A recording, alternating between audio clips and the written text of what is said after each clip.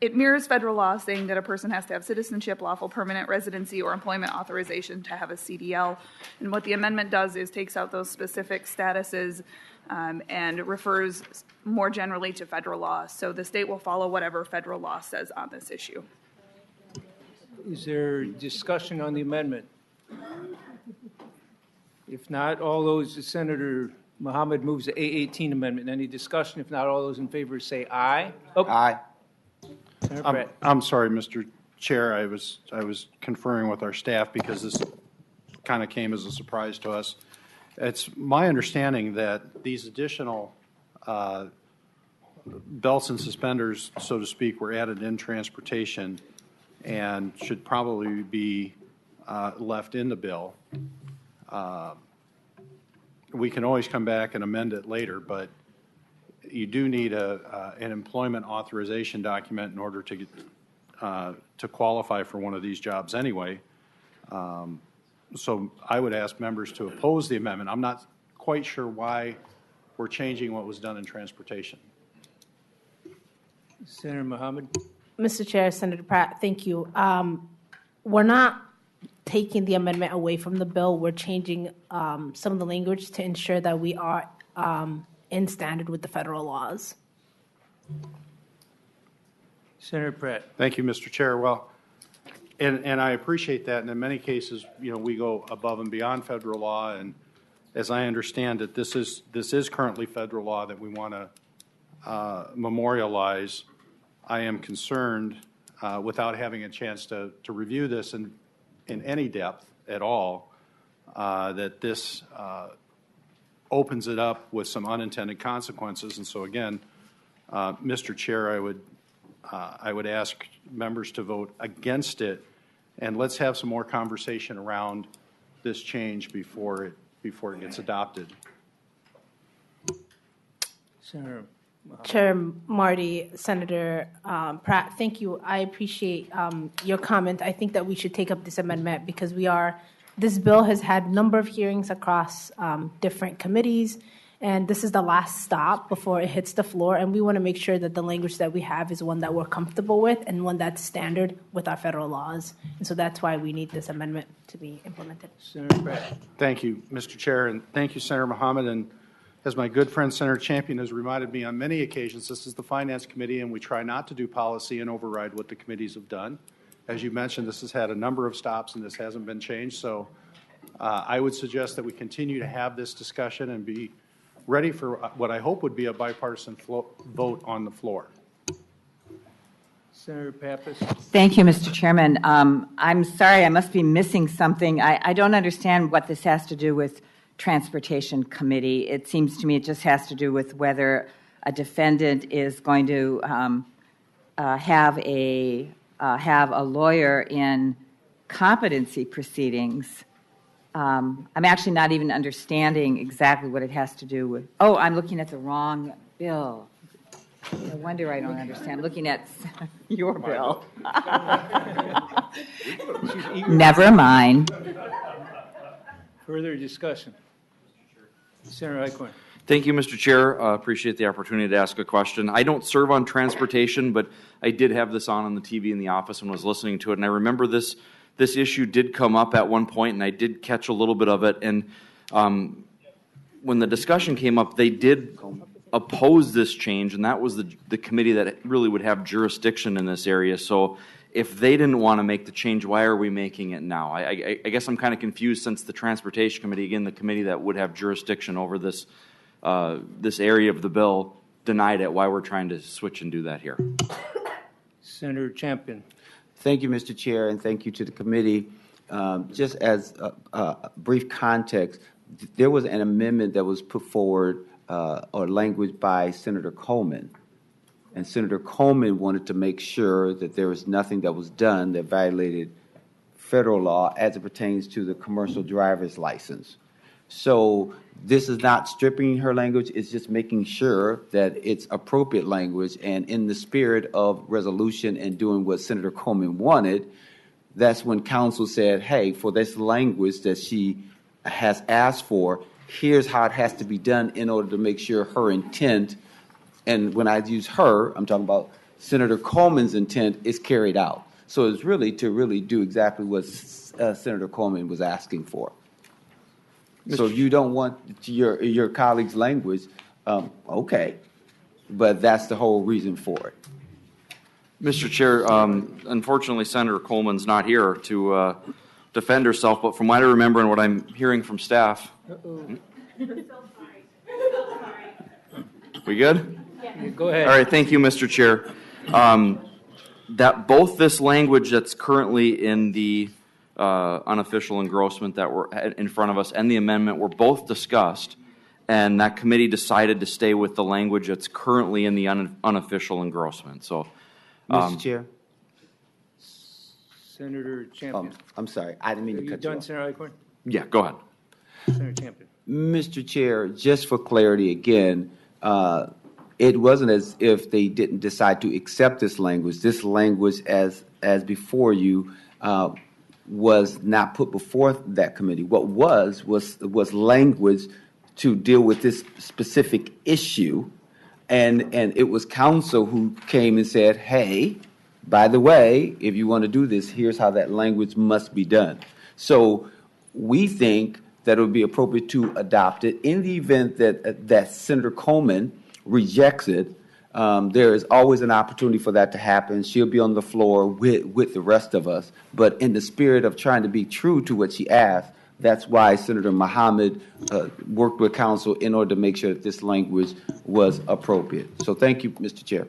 Senator Pratt. Thank you, Mr. Chair. Senator Champion, is it your testimony now that this was a recommendation by council? They recommended that you make this change? So, Senator, Chair and Senator Pratt, it is my understanding that that Senate Council was worked with Senator Mohammed and us. And when I say Senator Mohammed, I'm saying both of us because we are joined at the hip. So there are things that she, discusses. So it was in the spirit of making sure that the language complied with federal law, but also the spirit of what Senator Coleman mentioned, which is why they worked with council, or she worked with council, in order to make sure that this was appropriate. Senator Pratt. Thank you. Senator Mohammed, did you review this language with Senator Coleman? Chair Marty, Senator Pratt, I haven't had a chance to speak with Senator Coleman, but when she brought up the amendment in transportation, we accepted it, even though it was last minute and we weren't ready for it. But we worked with council, with the community to ensure that this language is in standard with federal regulations. Senator Pratt. I'll defer to Senator. Senator Murphy. Thank you, Mr. Chair, and Senator Mohammed. I am, reading through this, understanding what it is that you're trying to accomplish with the amendment, and understand that we are moving from here with this bill to the floor. On my way here, I actually ran into Senator Coleman, but she was walking in the other direction. Will you talk with Senator Coleman about this amendment before we get to the floor and debate this? Chair Marty, Senator Murphy, I will. Thank you. Senator Pratt. Thank you. Mr. Chair, well, I would respectfully ask that maybe the A18 be taken withdrawn for now, and let's have that conversation with Senator Coleman, Senator Jasinski, and let's make sure that there are no unintended consequences to doing this. It's caught us by surprise. It was not a recommendation by council. Council made a recommendation when approached by the senators. But to say that this was merely a technical fix, I think, is still undetermined, and I would appreciate more conversation that hopefully, again, we can have a bipartisan vote and we have the Transportation Committee members weigh in on this policy change. Senator Champion. Mr. Chair, to the committee, I respectfully disagree. Would hope that we would pass this amendment because it's what was discussed in another committee. I get that. There's still a pathway and an opportunity and a commitment from us to have a conversation with Senator Coleman in order to make sure that that language works. In the event that there needs to be recommended changes, we certainly will do that because the spirit is what we all agree on. So it isn't as if we are trying to reverse something that was agreed to and asking this committee to make a change. So thank you, Mr. Chair, and thank you, Senator Pratt. Senator Pratt. Thank you, Mr. Chair, and thank you for that, Senator Champion. I believe that you're not trying to make any changes, but I also understand that there have been unintended consequences. It seems to me the cleaner way to do this would be to leave the existing language that was passed by the Transportation Committee and have the conversation with Senator Coleman and Senator Jasinski rather than changing it in finance and then having to change it back on the floor. I think is a more difficult, again, I think we can have a bipartisan vote, but Mr. Chair, I would, if Senator Mohammed is unwilling to withdraw the amendment, have the conversations with the senators who drafted the original amendment onto the bill, then I would request that members oppose the amendment. And let's just get it done the right way. Let's get it done on the floor if it's really supposed to be technical and non-controversial. If there are no further discussion on the A8, Senator Westrom. Mr. Chair, in light of the discussion, Senator Mohammed, if Senator Coleman does tell you she doesn't see it the same way you do or has trouble with it, are you going to withdraw or open to changing it at that point too then? Senator Mohammed. Chair Marty, Senator Westrom, my goal for the amendment today is to ensure that we are following federal standards, and that the language is clear for everybody who's going to be able to see it in the public. And this language does that. My hope is that Senator Coleman will be able to accept our language because we accepted her amendment, and now we're making it clear. So Mr. Chair, Senator Mohammed, you're saying if she doesn't like this change, you're going to go with it anyways? Chair Marty, Senator Westrom, we will work with her to figure out something that works if this doesn't work for her. No further discussion. Those in favor of A18 amendment say aye. Aye. Opposed? No. Motion, chair's in doubt. All those in favor, raise your hands. Those opposed? Motion does prevail. Mr. Chair, Senator Pratt. I believe that would be a 5-5 split. The motion should not prevail because it doesn't have a majority. All those in favor, raise your hand. 6-5.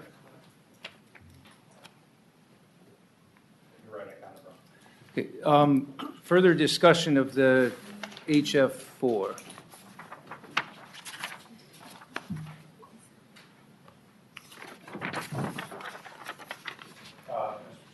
Senator Pratt. I'd like to offer the A13 amendment. The A13 amendment should be in packets.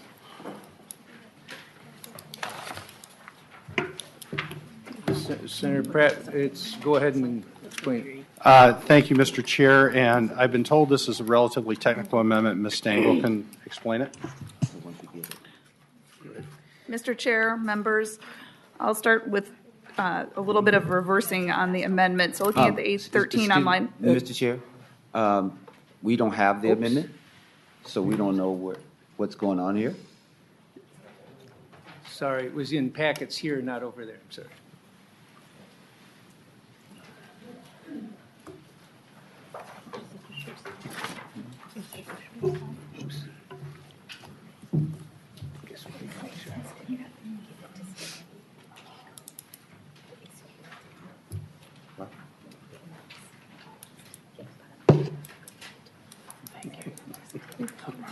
Okay, now that we have the amendment. Go ahead, Ms. Stein. Thank you, Mr. Chair and members. You'll see on the amendment on line 14, it deletes the phrase under penalty of perjury. That corresponds to page 3, line 17 of the bill. And what that says is that a person must declare under the penalty of perjury that the applicant's residence is in Minnesota. However, looking at current law, everything on an application for any type of driver's license is already attested to under the penalty of perjury. So this ended up having a penalty of perjury in two places, which is kind of confusing. So the amendment deletes the second reference of penalty of perjury, and you'll see in lines 3 through 13 of the amendment, the current law that requires everything on any sort of application, including a non-compliant driver's license and all of the other types, is sworn under penalty of perjury that everything is accurate. And Senate Counsel, the other part of the amendment? I'm sorry, I missed what you said about that first part. Okay. Senator, who had their hand up? Nobody, okay. Further discussion of this, Senator Mohammed. Mr. Chair, after consulting with Senator Mohammed, we will see the A13 amendment as a friendly amendment. Further discussion of A13 amendment. If not, all those in favor say aye. Aye. Opposed? Motion prevails. Further discussion on the bill. Senator Pratt. Thank you, Mr. Chair. Is there anyone from DVS here that can answer some questions?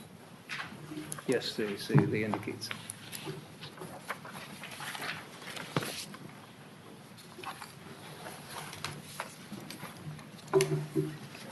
Senator Pratt. Good morning. Could I have our testifier introduce himself? Please go ahead. And Mr. Chair, members, my name is Pong Zhang, Director of the Driver and Vehicle Service Division.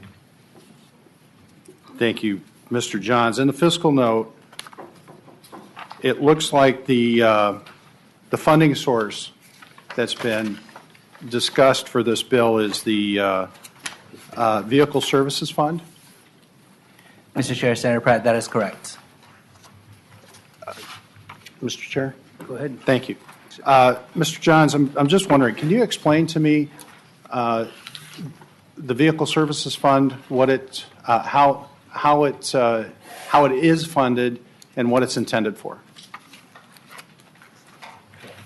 Mr. Chair, Senator Pratt, the Vehicle Services account is funded with vehicle transactions. There are different revenue sources via vehicle transactions, and it is my understanding that the Vehicle Services operating account was appropriated to service or to fund services to provide vehicle services to the state of Minnesota. To fund vehicle services, and what would vehicle services be comprised of? I'm sorry, I wasn't in transportation, so I'm trying to get a sense of the funding source. And Go ahead. Mr. Chair, Senator Pratt, there are a number of services that DVS offers in the vehicle service arena. Just as a few examples, sticker and or renewals would be under that umbrella. VIN inspections and some shared support services like managing finances and accounting. thank you, Mr. Chair. And there's also a driver services account. Is that correct? Mr. Chair, Senator Pratt, that is correct.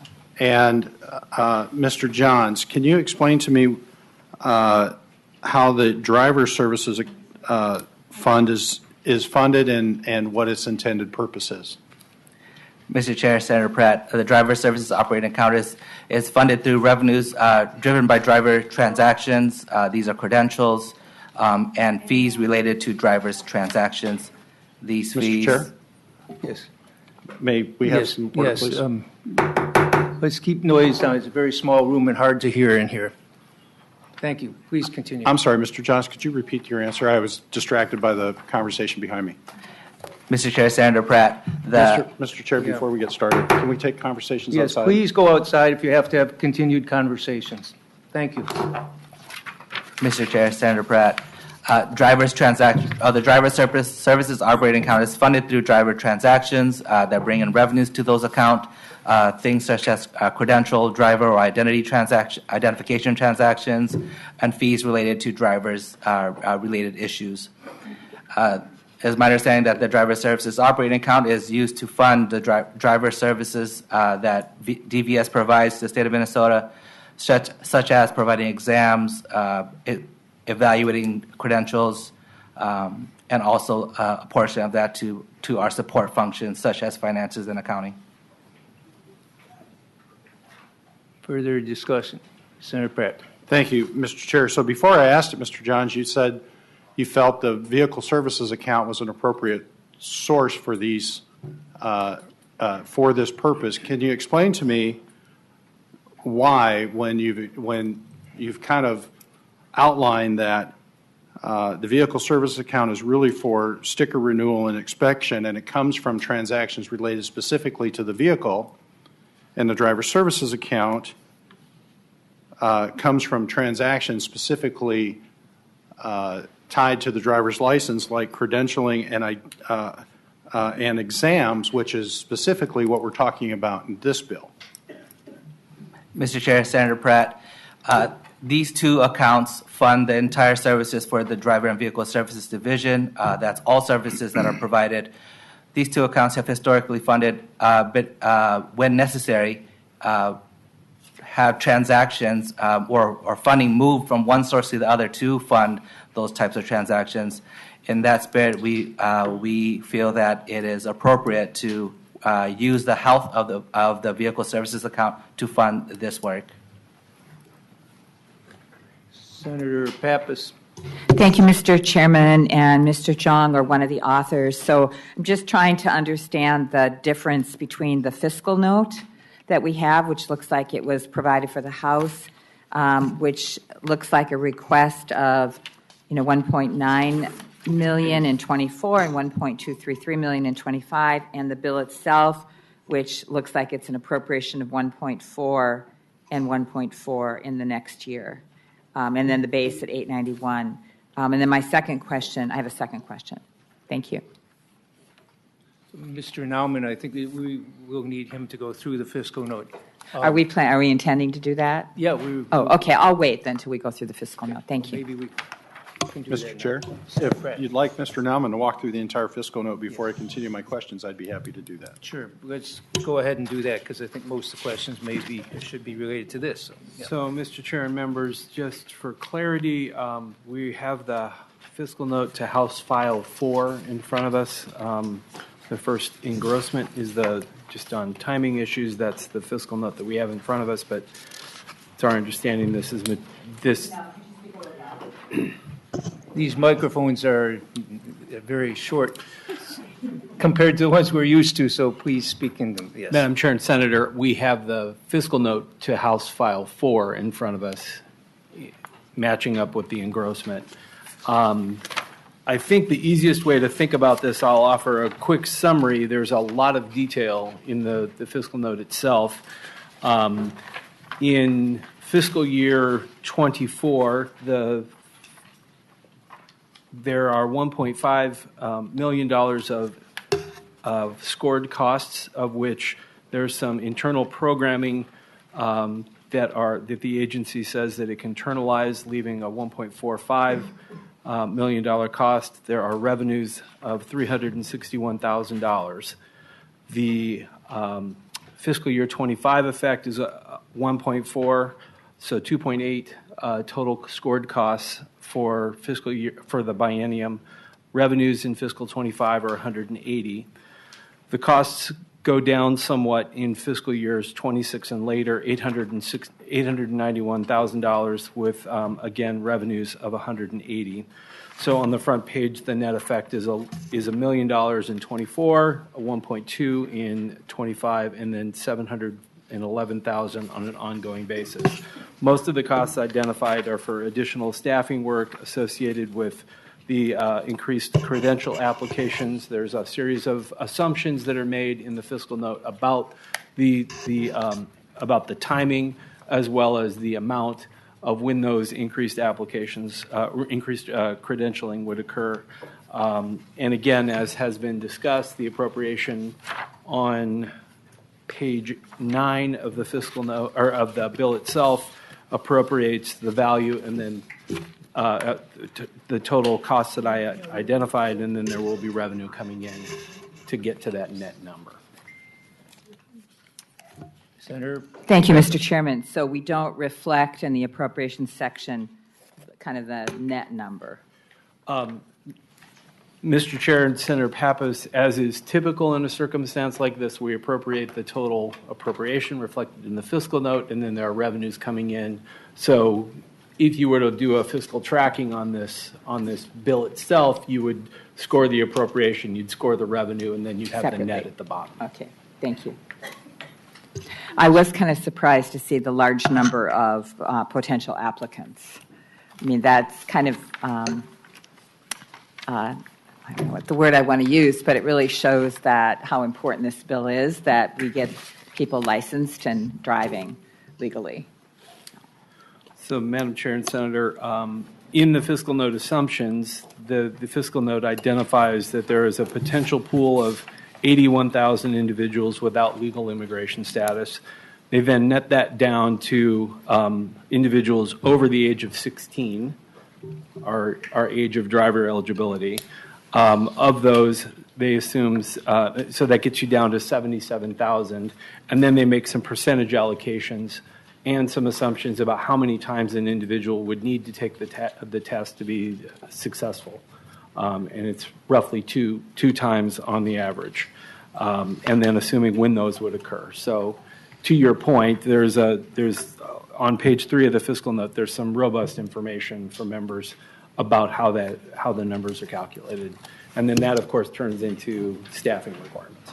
Senator Pappas. Thank you, Mr. Nauman. And Mr. Chairman, I also note that the department is saying they cannot meet current demand for applications. And I know that over the past few years, we have certainly had constituent complaints about waiting lists and how long it took to get their driver's test. So we really see how this department needs assistance for current demand and this new demand. And also, I hope they're going to be able to find people to hire.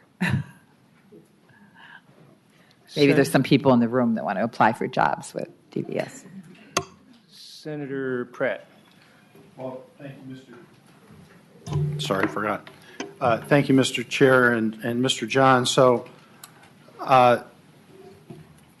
you're taking this from the vehicle services account, which comes from tabs and titling of specific vehicles versus the transactions that are being generated specifically by driver's license transactions. Is that correct?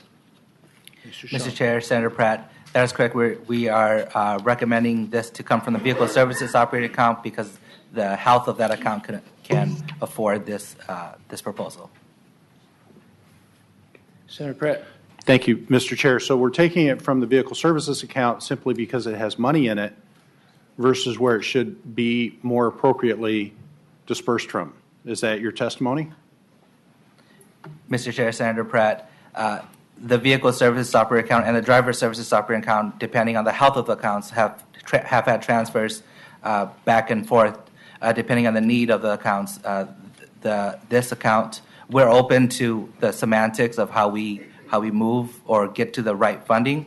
The health of the vehicle services account is the reason why we recommended this bill be funded out of it. Senator Pratt. Thank you, Mr. Chair. I noticed in fiscal year 22 there was a $5 million transfer from the vehicle services account to the driver services account. Was that a legislative transfer or was that an administrative transfer? Mr. Chair, Senator Pratt, all transfers from these appropriations are through legislation.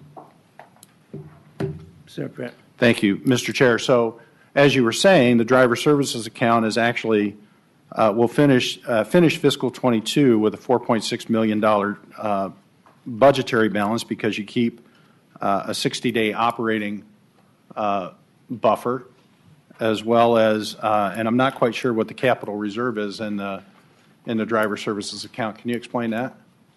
Mr. Chair, Senator Pratt, the operating reserve is set aside for requests to make capital or to make capital repairs.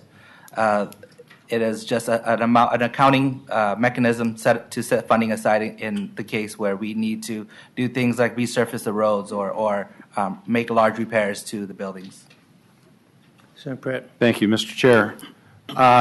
Can you tell me what the balance of the driver services account is? Mr. Chair, Senator Pratt, I do not have the exact balance in front of me right now. But you'll be happy to share it. Mr. Chair. Happy to share the balance with this committee. Mr. Chair, in a document that was shared with the Transportation Committee, it shows there's an estimated 251,000 that we will end the FY23 with. But when you subtract out the 6.8 million of 60-day operating revenue that they use as a cushion, and the $5 million in capital revenue, they expect to be at 11.6 million budget deficit. Let's say we do away with the capital reserve, you're still at a $6 million budget deficit. Does that sound about right in the driver services?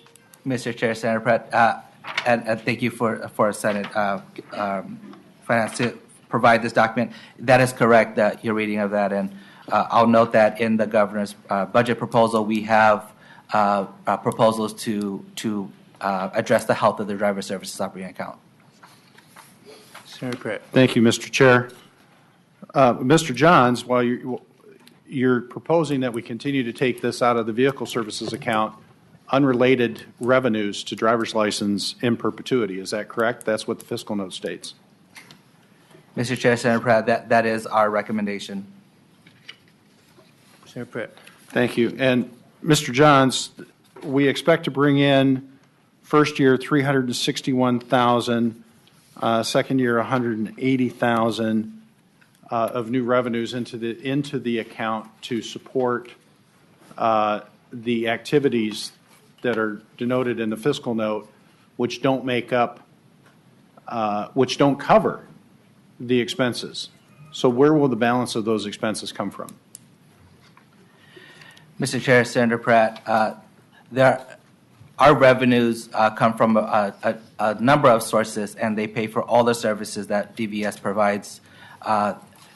When we look at individual services and the revenues they bring in, oftentimes those revenues or those services far exceed the revenue that work brings in. But it holistically, transactions across the entire driver and vehicle services is what funds both those accounts, and we use that funding to fund all the work that we do for the state of Minnesota. Senator Pratt. Thank you, Mr. Chair. Mr. Johns, is it fair to presume that the shortfall on under collection of fees relative to the expenses will effectively draw down the balance of the vehicle services account? Mr. Chair, Senator Pratt, our estimates for the vehicle services operating account show that the future balance, the forecasted balance of the account, will be able to support this work going forward.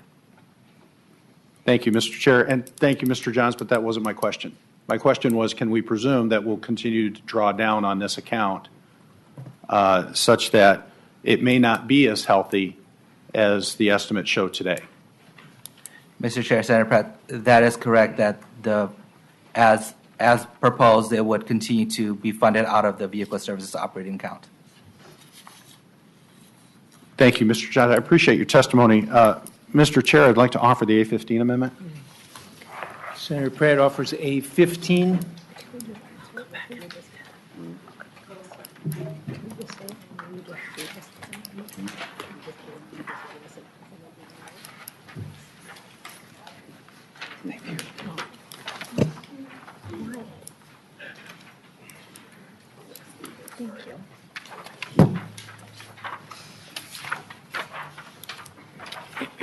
Senator Pratt, on the A15 amendment. Well, thank you, Mr. Chair, and I want to thank DVS for clarifying what was going on before I offered the amendment.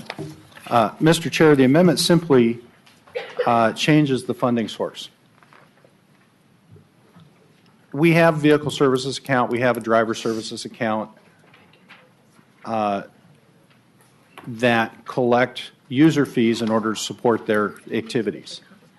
And as DVS testified, the only reason we're taking it from the vehicle services account is because that has a positive balance, while driver services, which should be supporting this activity, will be running in the red by the next biennium.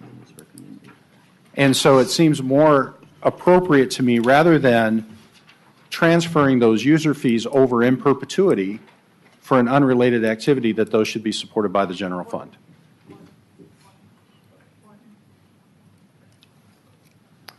Senator Mohammed or Senator Champion?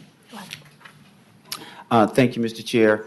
Thank you for consideration of this matter. We are asking that the committee not accept the A15 amendment, and here's why. The department has spoke eloquently about the practices and how they view these two accounts and how revenue goes back and forth between these accounts in order to make sure that they are taking care of the business of Minnesota.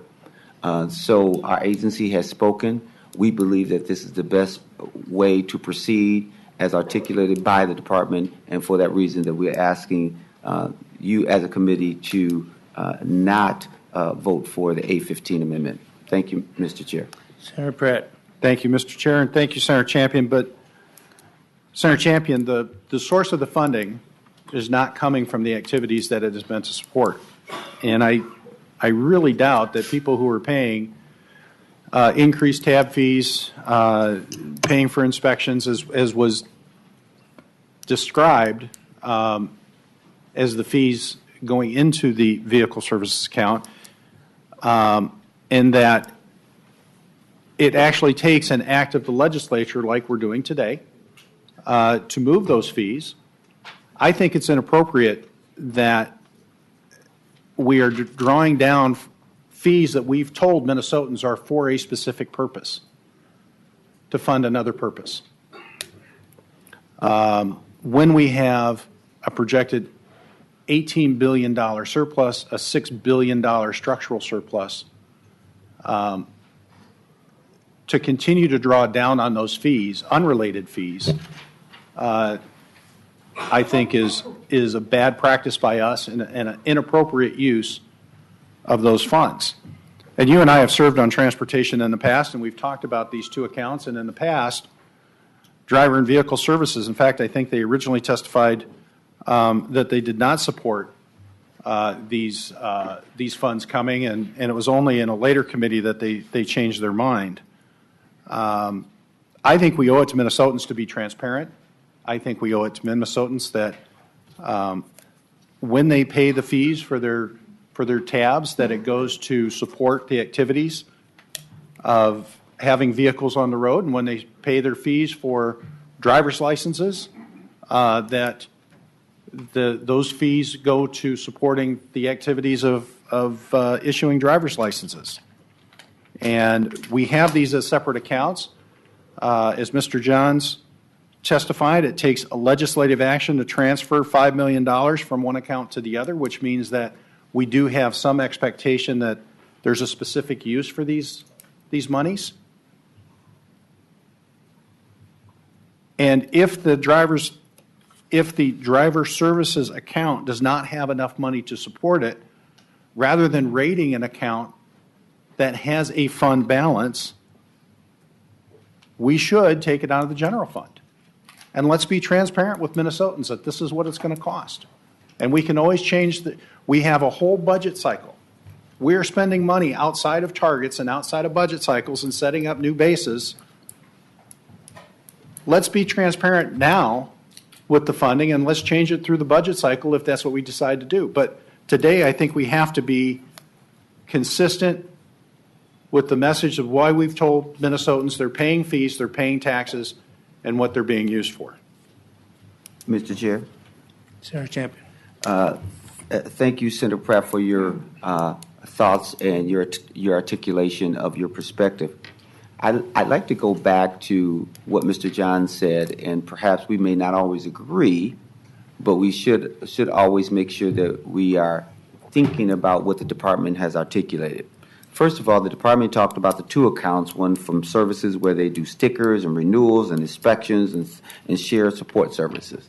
And then they said there was the driver services fund where they do driver's transactions, but they look at these two accounts as one because it's for the business of Minnesota and Minnesotans. We also should be very clear about this process is transparent. We are having hearings. It's broadcasted around the state. They've come before this committee and others to testify as to what their thoughts are and why. That's been done in the open. It's not hidden. We don't have a situation where we did one thing and then they decided to go back and do something different. It's been very transparent, and we've heard it in these hearings and the testimony. But here's the other thing. We as Minnesotans entrust our agencies to do what's in the best interest of Minnesotans. And yes, we can test that, and we can, ask the important and relevant questions, and we will continue to do so. But we have a department who said very clearly as to what is their preferred way of doing it, and they know their practices. It's not for any strange purposes. They talk about how they do these things in the best interest of Minnesotans and to make sure that they are taking care of Minnesota's business. It is for that reason that I think we should trust the department and the decision that they made. And in the event that they conclude that something needs to be different, they can certainly come back to this legislature and ask for something to be different. But we should trust the direction that has been provided, the information that has been given, and I would ask that the committee reject the A15 amendment. Senator Pratt, then Senator Friends. Thank you, Mr. Chair. And thank you, Senator Champion. We have two separate accounts. Statutorily, we have two separate accounts that are funded through different funding mechanisms. And while I agree that this proceeding has been public, the fact is we're using monies that were collected for a different purpose to fund this activity today. Minnesotans did not know that when they were paying those taxes. And it seems to me, and so while driver services, our vehicle DVS may say that they view them as one account, they haven't viewed them as one account in the past. That statutorily they are not one account. It requires a legislative action in order to move those funds. And again, and we're putting a permanent draw on an unrelated account. I think if Vehicle Services wants to make a change to these accounts, they ought to be working through the Transportation Committee rather than bypassing current statute and trying to fund these activities. Because the activities that we're talking about are the activities that Mr. Johns testified come out of driver and vehicle service, or out of the driver services account. They are for examinations, and they're for evaluating credentials. And rather than drawing this down, as Mr. Johns said, has the potential of drawing this account in perpetuity, I believe we ought to fund it through the general fund, and let's just be straightforward with it. Senator Champion first. And just briefly, Mr. Chair, just so that no one is misled and that the public is not misled. Excuse me, Mr. Chair, I'm not misleading the public, and I take offense to that. Just let Senator Champion continue. Mr. Chair and Pratt, I didn't get a chance to make my statement. So I'm saying, just so the public is not misled, this bill did go through the Transportation Committee, and the Transportation Committee did review everything that is before this body, even as to where the funds were going to go and which account. So when I made the statement, I'm not impugning what you said or anything. I'm saying for clarity, from my vantage point, I want to make sure that the public is really clear that it did go through Transportation, and Transportation did evaluate this as well. And we are here before the Finance Committee because this is another layer to what has already been discussed and wrestled with from the Transportation Department, or Transportation Committee, let me say. Clarity is good for the soul. On the Pratt A15 amendment. Senator Franz, you go ahead. Okay. Senator Pratt. Thank you, Mr. Chair, and thank you, Senator Champion. While I agree it went through the Transportation Committee, this is the Finance Committee. We do determine where and how things are funded. And I think whether or not this was, I don't know how in-depth this was discussed at the Transportation Committee. The feedback I got was slightly different than what you articulated, and I'll go back and take a look at it. But Mr. Chair, this seems like a no-brainer to take this from the general fund rather than vehicle services account and continue to draw on that account, take a healthy fund to potentially deficit fund, like we currently see the driver services account is expected to be in deficit. Mr. Chair, let's just do this right. On the amendment, I heard Senator Westrom wanted to speak briefly, and then let's vote on this. Mr. Chair, Mr. John, in the vehicle services account, you said there's several sources of revenue. Is there any revenue in there from the gas tax fund that is collected on gas tax and motor vehicle transfers? Mr. Shaw. Mr. Chair, Senator Westrom, it is my understanding that all funds in the vehicle service, all revenue in the vehicle services operating account are from vehicle transactions performed by DVS or our business partners only, not through any other funds or taxes. So, Mr. Mr. Chair, Mr. John, is there any money that's used from the highway user fund that gets put into the user or the vehicle services fund? Mr. Chair, Senator Westrom, there has been a historical funding from the HUTD account that you're referencing, the Highway Use Fund, that is no longer being appropriated to the Department of and to the Driver and Vehicle Services Division. And Mr. Chair, Mr. John, when you say no longer, how long ago did that change, and what caused that change? Mr. Chair, Senator Westrom, I don't have. I wasn't around when that decision was made, so I can't speak to the purpose of that. But it is my understanding that in fiscal year 22 was the last bit of funding that was provided. It was prorated for that fiscal year, and in this fiscal year we have zero funding from that account or that appropriation. And Mr. Chair, Mr. John, is that your intended policy going forward, to not be using highway HUTV money in this fund as well? Continue that policy? Mr. Chair, Senator Westrom, DVS utilizes the funding that is appropriated to the division. We do not have an opinion or a stance on where that funding comes from. We will leverage the funding that is appropriated to us.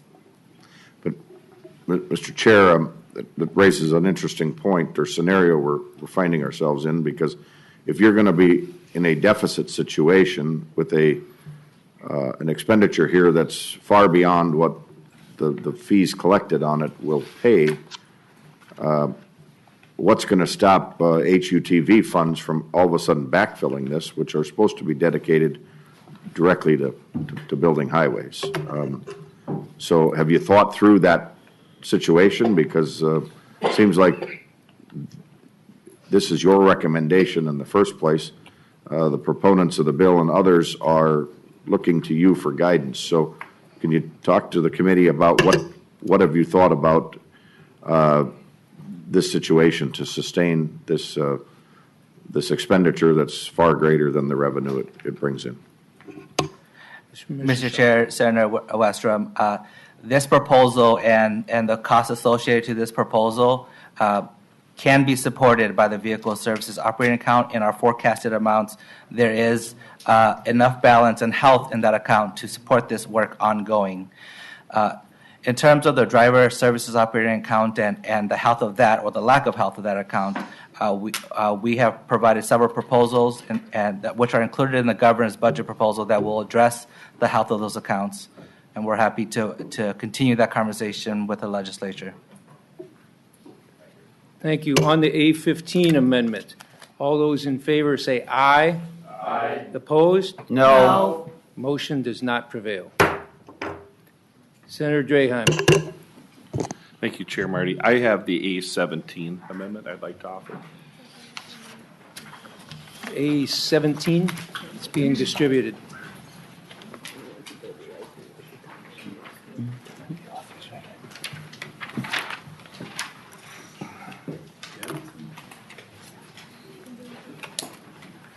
Thank you.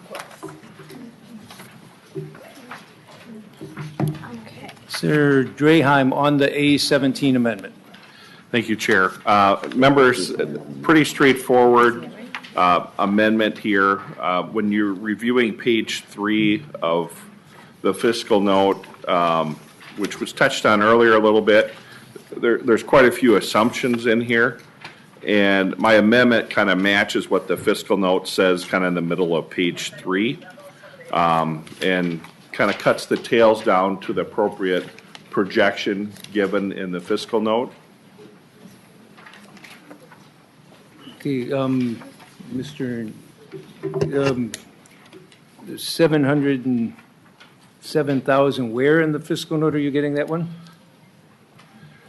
So when you look at kind of the middle, there's an assumption of that 77,000, and then the 20% that would utilize, and then it goes down to 10% after that.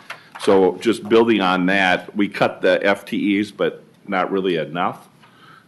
This would kind of pair up to what the fiscal note says, kind of in the middle. Mr. Nauman, can you help on this? Mr. Chair, is it the author's intent? Senator Draheim, maybe you can help me think through out loud what your intention is here.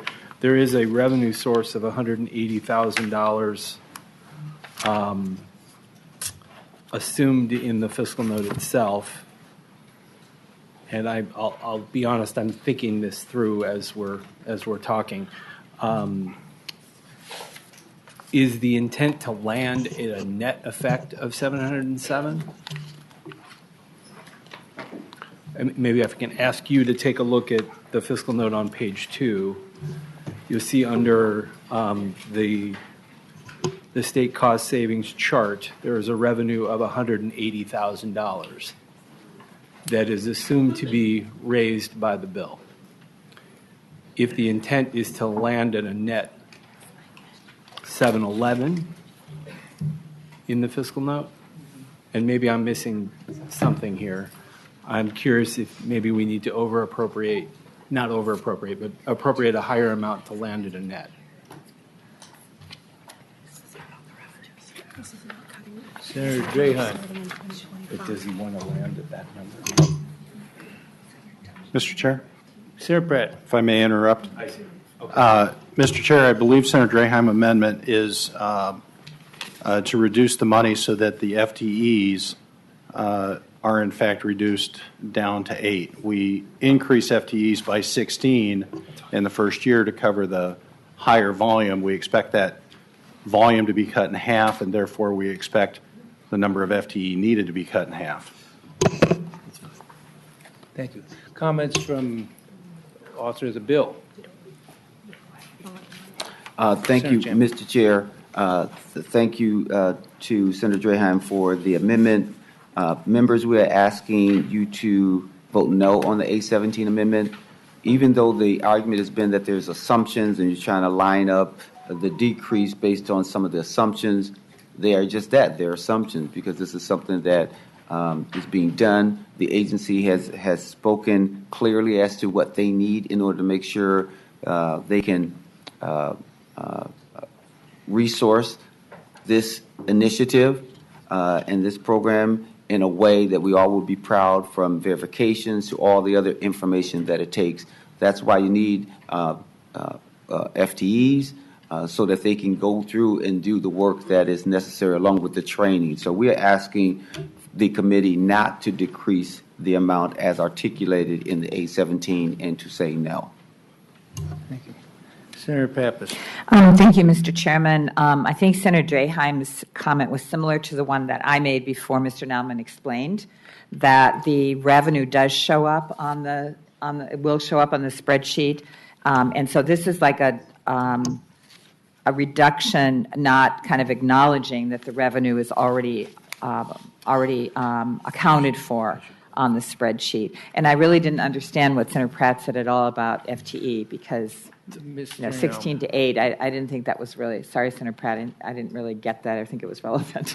Mr. Chair and Senator Pappas, it's probably behooves me to clarify because as I was thinking through what was being done here, I misstated, I think, the intention of the amendment. I think what Senator Pratt clarified that Senator Draheim's intention was to simply reduce the appropriation value to reduce the FTEs in half.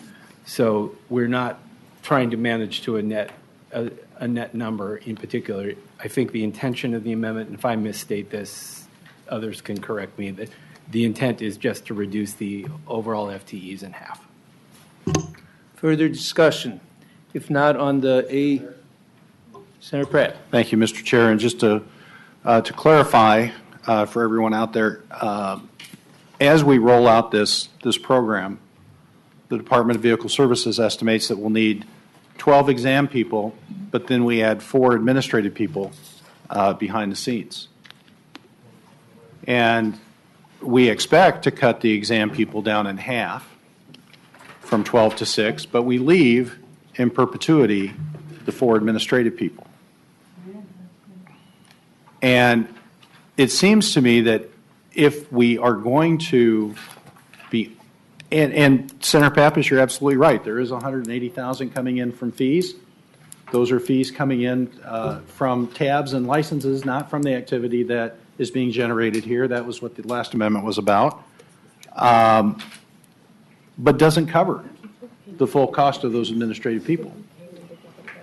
And I'll even acknowledge that there may be some permanent administrative needs that are out there. And I think you said it before. The agency is currently understaffed. But that's not the purpose of this bill, is to bring the agency whole. That's the purpose of the targets and the budget discussion that we're going to be having later in the session. And we should be doing the work specifically on this bill.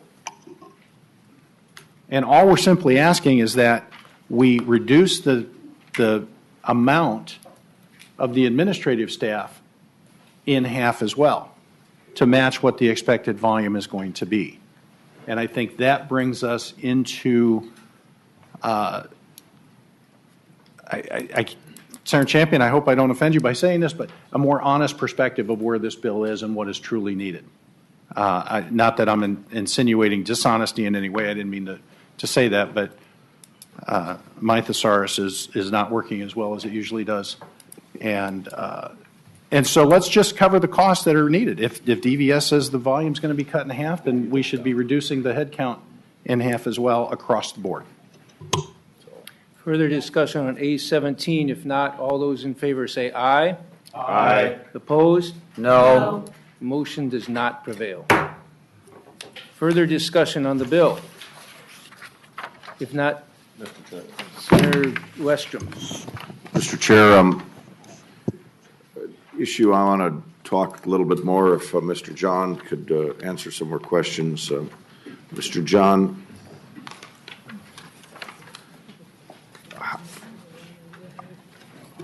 how is the department going to handle a big number of new applicants for driver's license, both for processing and getting through driver's exams? Maybe you can explain the process to us briefly that the department is going to go through. I assume everybody applying is going to have to do their driver's ed test, education and driving exams and training. Is that correct? Mr. Shaw. Mr. Chair, Senator Westrom, thank you for that question. In thinking about this proposal, we really took kind of a three-pronged approach to this work, which the first of which is to increase the number of examiners, because we know that some proportion of this population will be seeking a driver's license, and they'll need to take a driver's exam, both a written and a skills test. And that is the intention of those positions. We also include 2 administrative staff to support the issuance process, which is the review of these applications. There will be several new documents that DVS will be taking on and needing to take a review of before we approve applications for issuance. And then lastly, 2 support staff to train all of our deputy registrars, our driver's license agents, partners in this work, also train our own staff, and also to stay current on credentials as they, or on source documents. As this evolves and this grows, we anticipate that we need to stay abreast of those changes of international documents so that DVS can have assurance that we're issuing the right credentials to the right people. And Mr. Chair, Mr. John, how many people are you anticipating in the first year or couple of years, 2 years, applying and seeking the driver's license? Mr. Chair, Senator Rostrom. Under this bill? Yeah. As our fiscal note states, we assume that 20% of the total population, and these numbers are estimates of what we think will happen, but we think 20% of the population will make an attempt to receive a credential in that first year, and then 10% following. What we didn't note in this fiscal note is that the growth of these applications. We don't think that this is a static population, that while there are estimates of 81,000 non-documented in Minnesota right now, that is an estimate, and we will need to continue to see where this grows before we can make better estimates on what that actual work looks like. And Mr. Chair, Mr. John, that's the numbers you're working off of, 20% of 80,000, so over of 81,000, so over 16,000 applicants in the first year, and over 8,000 applicants each year after. That's your assumption at this point? Mr. Chair, Senator Westrom, that is correct. So, Mr. Chair, Mr. John, what is the current delay for residents in Minnesota to get their driver's exam scheduled and taken? What's your average monthly delay right now? Because that number's been pretty high. What can you tell us is happening right now?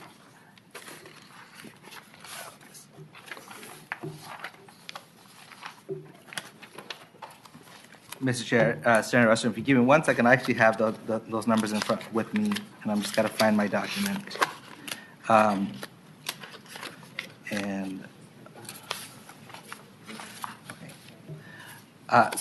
So, Mr. Chair, Senator Westrom, at the moment, we actually have in every region of Minnesota, we have 10. We dissect the state of Minnesota into 10 regions. We have availability for appointments in all 10 regions as of today. Now, that is through the work of the staff and the efficiencies that we've been trying to figure out and implement to make sure that we can be ready for Minnesotans when they want to, and they're ready to take their road tests. At this moment, we have availability in all the regions. So, Mr. Chair, Mr. John, you're using the word regions. How far are you saying people have to drive to get a test under the current system that we have? Because are you telling me that immediate test exams are available in every region right now? Double part of the question. How far are you suggesting they have to drive? And are you saying that immediate examinations are available in every region of the state right now? Mr. Chair, Senator Westrom, we have 93 exam stations that we've reopened since January of 2022. And in those regions, I don't have the exact distances from one exam station to another, but they cover the state of Minnesota. In each of those regions, we have all of our exam stations are appointment based, and so we are asking Minnesotans to schedule an appointment, and we are no longer using the practice of a walk-in appointment in all of our regions because not every exam station is open every day of the week. In every region, we have exam appointments open as of today. So, Mr. Chair and Mr. John, and what I think the committee needs to better understand what the current system is. The idea of taking an exam used to be a week or two, or not that far out, you'd have to schedule it. Mr. John, what is your agency's information right now saying is the general waiting time for the exam, people trying to schedule an exam? Because less than a year ago, it was upwards of 6 months or longer. What is your current estimated time based on what you're telling us right now? Mr. Chair, Senator Westrom, the demand for exams flow and have some seasonality to them. At this time of the year, we do see a lower demand for exams, and rightfully, Minnesotans may not want to take their road tests on snowy and icy roads.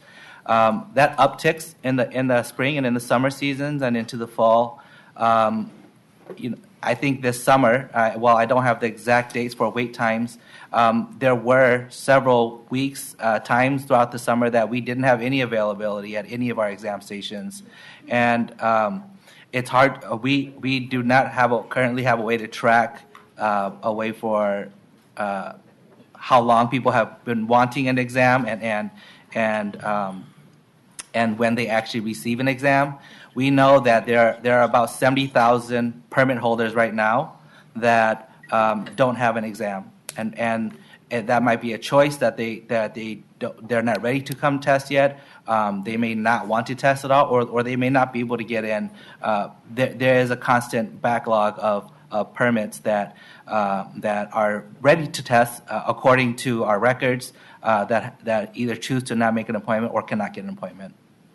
So Mr. Chair, Mr. John, how many, what's your average each year of training and completing a driver's license exam? What's the general flow that goes through your department? If you could share that with the committee.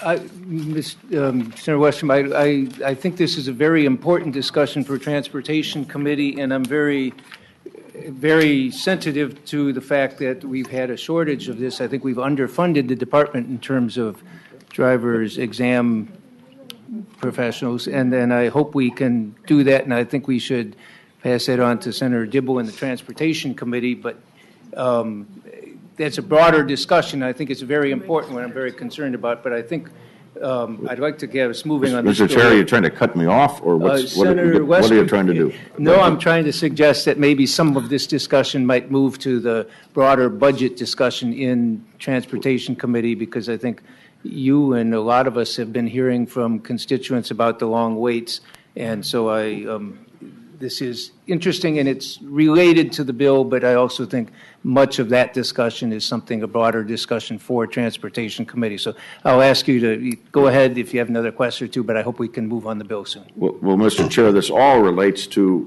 what we're funding. Is it going to be adequate?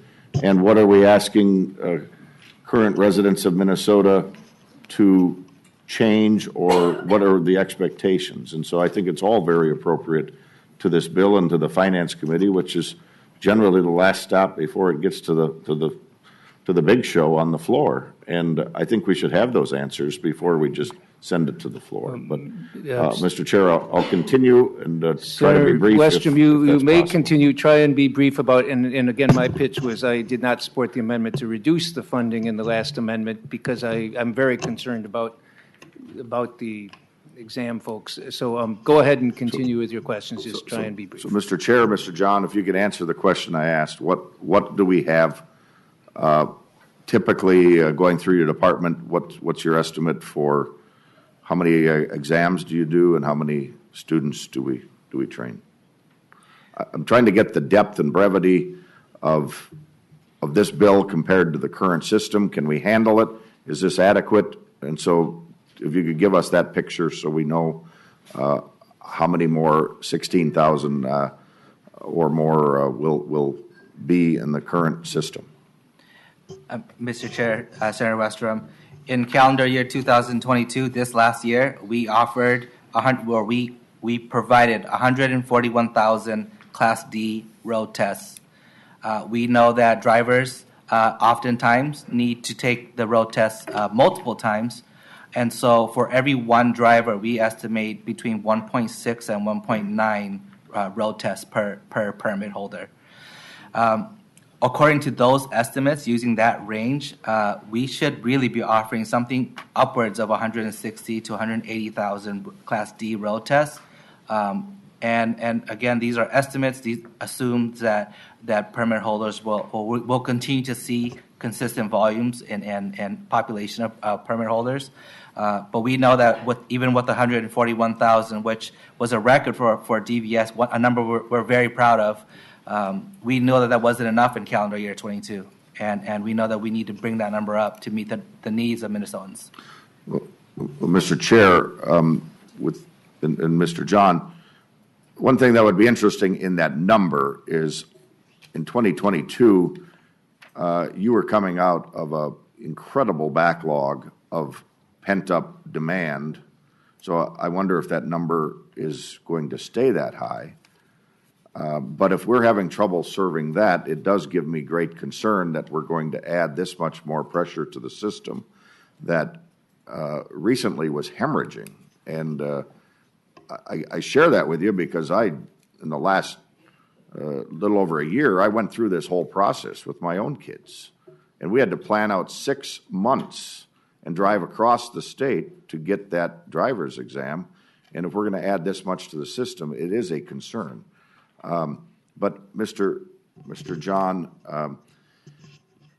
if you could also share with me just do we have the capacity in the system with trainers and educators? Because that's the beginning end of this. And then I have one more couple questions relating to this, and then I'm done, Mr. Chair.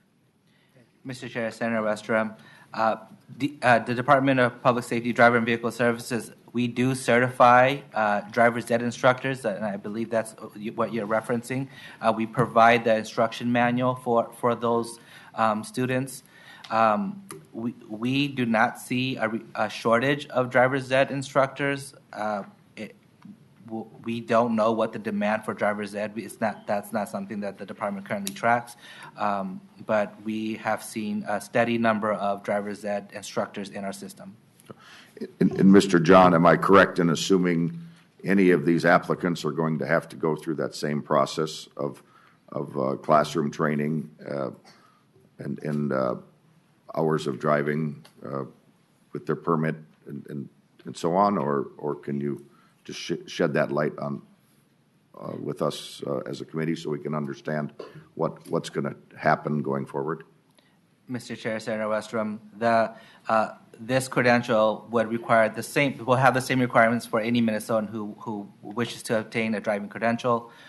If they're under the age of 18, they are required to go through driver's ed and do their hours and wait the appropriate amount of time before they can make an appointment for the road test. Those who are 19 have to wait 3 months before they can take the road test after application of their permit or and successful completion of their written exam. And then anyone over the age of 20 or older needs to complete the written exam and then following can take the road test. Okay. And so, Mr. John, what do we have, what's the current process for examiners to make sure they can read the road signs and everything like that? And do we have any concern that there's going to be more need for translation or other things? Or what's the current status of a person getting a driver's license as part of the testing? Is there a way to ensure that the road signs are and everything on the roads that they have to read is in fact able to be followed well? Mr. Chair, Senator Westrom, DVS offers the written exam in multiple languages. We do our best to meet Minnesotans where they're at and and serve them in a way that is meaningful. We seek to offer more languages in that space. In terms of the road test itself, we only offer the road test in English, and that is consistent with best practices across other jurisdictions as well. Okay, thank you. Thank you. Further discussion on the House File 4? If not, Senator Pratt. Well, thank you, Mr. Chair. It sounds like this is going to be the closing comments, so let me just say a couple of things specific to the Finance Committee. And Mr. Chair, the Republicans came in this morning with some good faith amendments to bring some controls around this bill. We are using a fund, the Vehicle Services Fund, that taxes Minnesotans for purposes that have no nexus to this bill. And even if we were to count these two accounts as one account, let's say we, even though they're statutorily, Somebody leans against the lights every now and then. they are Continue, statutorily separate. And yet, let's say we did want to count them as a combined account, as Senator Champion indicated that the department has conveyed. This account will be in a deficit situation by fiscal year 27.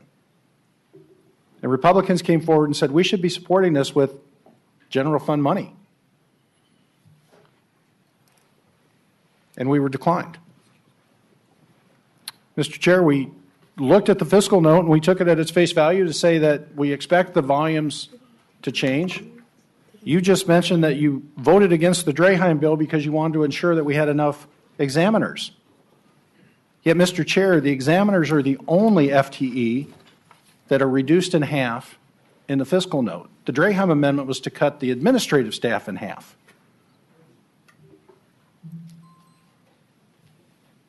And we were declined.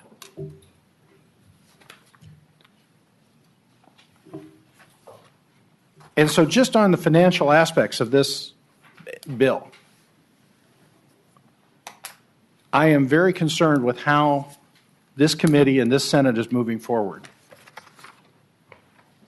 Mr. Chair, the minority has tried on a number of these headline bills to make good faith changes to the bills, and I think there's been little collaboration, little cooperation among the two sides, and I'm concerned that it seems that the bills are being written and managed by special interest groups in back rooms rather than here in the